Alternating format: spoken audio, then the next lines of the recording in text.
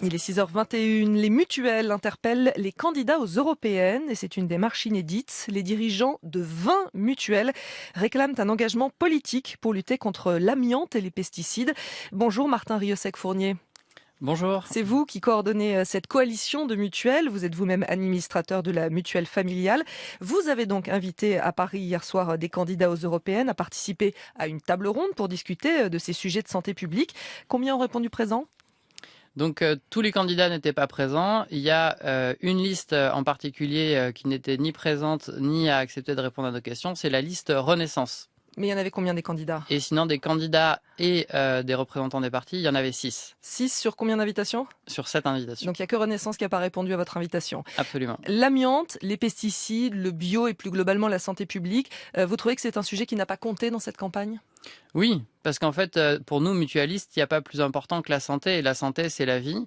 Et qu'est-ce qu'on se souhaite les uns les autres le 31 décembre ? Bonne année, bonne santé. Donc c'est particulièrement étrange, alors que l'Union européenne a une responsabilité majeure dans la politique agricole commune et qu'on sait que c'est pas bon pour notre santé si à l'eau du robinet dans notre cuisine coule des pesticides. C'est très étrange que la santé publique n'ait pas été un grand thème de cette campagne, mais c'est pas trop tard et c'est pour ça que je vous remercie vraiment de votre invitation. Et dans quelle mesure les mutuelles sont concernées par ces problèmes ? Parce que les maladies qui émergent ou qui apparaissent à cause de ces pesticides, elles ne sont pas prises en charge par la Sécu par exemple ? Alors, il y a deux choses différentes. Il y a d'une part l'explosion d'un certain nombre de maladies. Il faut bien savoir qu'aujourd'hui, c'est 23 millions de Français qui souffrent d'une ou plusieurs maladies chroniques. Ces affections longue durée coûtent extrêmement cher, bien sûr, à la sécurité sociale. Plus une personne elle a une pathologie, plus elle va être amenée à avoir d'autres soins complémentaires et ça impactera bien sûr les mutuelles de santé. Mais nous, les mutuelles de santé, notre rôle numéro 1, c'est de travailler au niveau de la prévention. Et c'est une responsabilité que nous a donnée Ambroise Croizat en 1945. La mutualité dans son ensemble a pour vocation d'aller de l'avant et d'être un moteur par rapport à la prévention. Et donc c'est dans ce cadre-là qu'on agit parce que explosent les cancers du sein, de la prostate, des cancers qui sont hormonodépendants. Les pesticides, qu'est-ce que c'est ? C'est notamment du pétrole. Et il y a beaucoup de perturbateurs endocriniens dans les pesticides. Et c'est pour ça que parmi les mesures que vous défendez, vous souhaitez qu'on le réduise de moitié l'usage des pesticides d'ici à 2030. Ça a été rejeté par le Parlement européen il y a 6 mois. Absolument, ça a été rejeté. Donc nous, très clairement, la santé publique n'est pas négociable. Il faut savoir que, en fait, il y a beaucoup de pathologies qui touchent aussi les plus jeunes. Chaque année en France, c'est 500 enfants qui meurent de cancer, 20 classes d'école. Et très clairement, aujourd'hui, le gouvernement, très clairement, l'Union européenne n'a pas fait de la santé des enfants et la santé publique une priorité. Pour nous, c'est pas possible.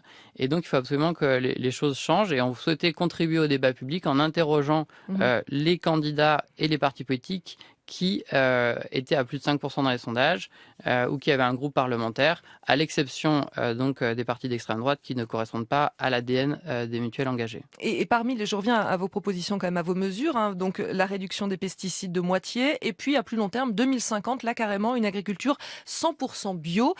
C'est faisable, ça ? Le bio peut nourrir tout le monde à des prix accessibles ? Oui, absolument. En fait, ce qui se passe, c'est que on est dans une situation en France où il y avait plus de 5 millions d'agriculteurs en 1945. Aujourd'hui, il y en a de l'ordre de 500 000 et sur les 500 000, 50% ont plus de 50 ans. C'est-à-dire qu'on ne peut pas avoir une agriculture qui va être saine si on n'a pas d'agriculteurs. Sinon, on passe des fermes aux firmes. Et donc les mutuelles de santé, elles ne sont absolument pas expertes sur le sujet agricole. Donc nous, qu'est-ce qu'on fait ? On se renseigne au niveau des publications scientifiques et de qu'est-ce qu'elles disent. Elles disent les pesticides tuent. Les pesticides sont faits pour tuer, ça fonctionne, ça tue tout ce qui est vivant. 80% des insectes volants, ça tue les spermatozoïdes, 70% qui ont disparu ces dernières décennies, etc. Et qu'est-ce que aussi montrent les rapports ? Parce que donc les mutuelles s'appuient sur les publications. L'INRA, par exemple, en une génération, on peut sortir de la dépendance de l'agriculture aux pesticides. Et donc, il faut une trajectoire avec des étapes, 25% en 2030. Et ça, c'est un scénario de l'INRA. Et donc, les mutuelles qui sont engagées, parce que ce n'est pas toutes les mutuelles, c'est une vingtaine de mutuelles qui protègent 7 millions de Français. Pour elles, il n'y a qu'un seul cap clair, c'est le zéro pesticide. Et il n'y a pas que les pesticides, il y a l'amiante aussi. Vous dites qu'il faut retirer l'amiante des écoles, des gymnases et tous les bâtiments publics en Europe. Rien qu'en France, il y en a encore beaucoup des bâtiments avec de l'amiante ? Absolument. Combien ? Il y a 200 000 tonnes d'amiante en fait. Il reste 200 dans 000 les tonnes écoles, dans les hôpitaux, etc. Et donc en fait, cette amiante continue de polluer des innocents.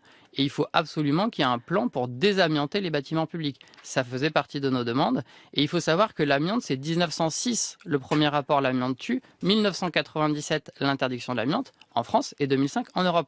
Il y a eu un long chemin qui a été parcouru, 100 000 victimes. Donc il faut absolument que désormais, on aille plus vite sur les pesticides. Et les candidats qui sont venus hier à votre table ronde, est-ce qu'ils vous ont paru sensibles à vos revendications ? Ah oui, bah, je peux donner les résultats, hein.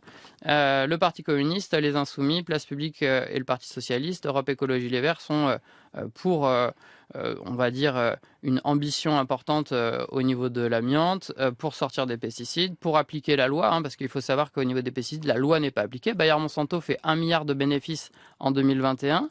Ils font de la chimiothérapie et les pesticides et ils n'appliquent pas la loi. Et donc, tous les partis que je viens de citer sont aussi pour une Europe 100% agroécologique sans pesticides.